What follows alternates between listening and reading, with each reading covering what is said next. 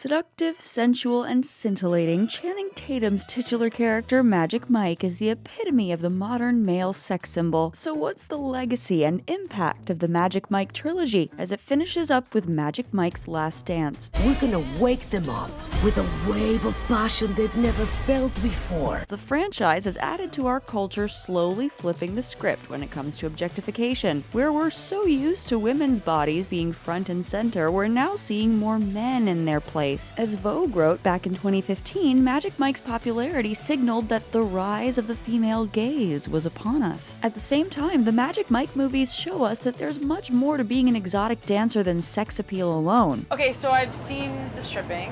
Yep.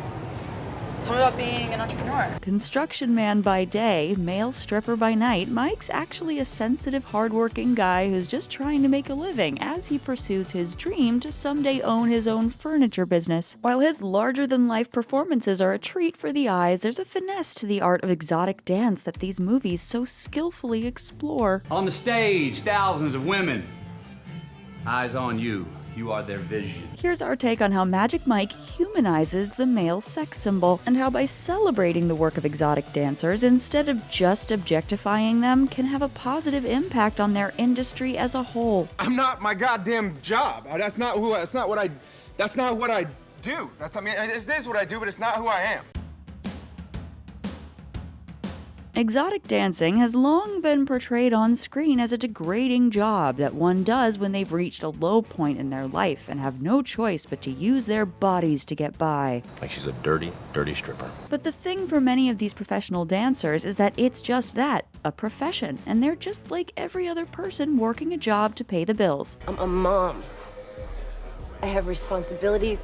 I have a son. Mike's character was actually inspired by Channing Tatum's real-life experience of performing as an exotic dancer before he got his big break as an actor, which is playfully mirrored in the films. Mike sees exotic dance as a job that helps fund what he really wants to do, and it doesn't define him. It's a hustle and a performance, but it's also an alter ego. He's both Magic Mike, male entertainer, and Mike Lane, aspiring furniture business owner. Entrepreneur, stripper, stripper, entrepreneur.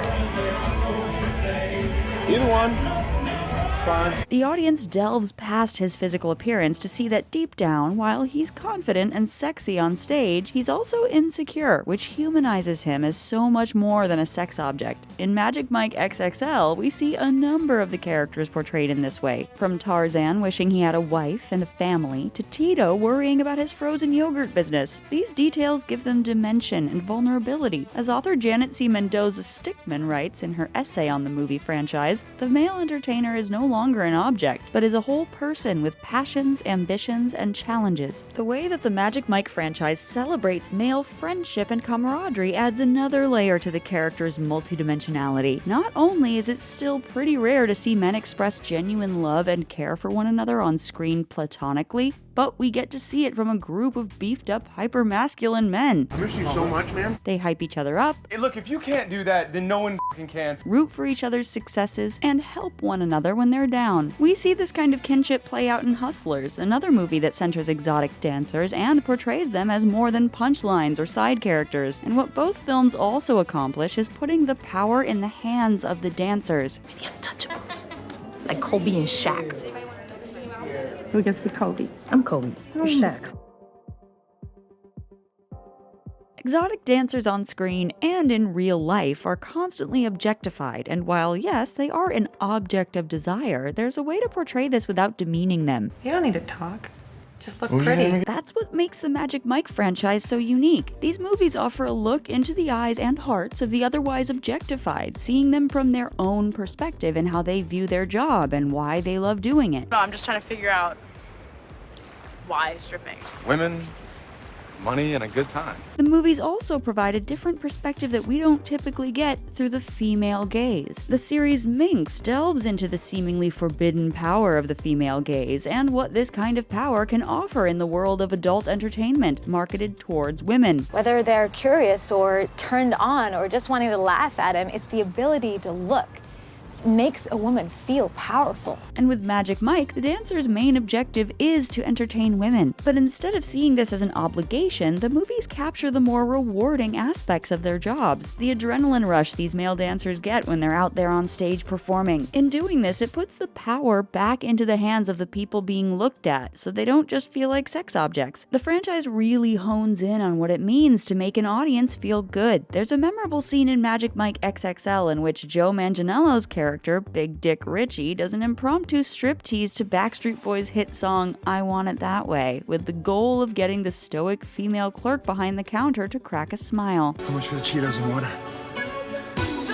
Magic Mike XXL also touches on the intimacy of dance, about forming a bond with your audience. Ken, played by Matt Bomer, shares a sweet dance with a woman who's felt unloved throughout her life. Through dance, she gets to forget about all of that and enjoy being desired and feeling beautiful while he holds her and serenades her. Baby, you're all that I want when you're lying here in my arms. In this moment, the men are seen as much more than dancers. In fact, they're compared to healers. We're like healers or something.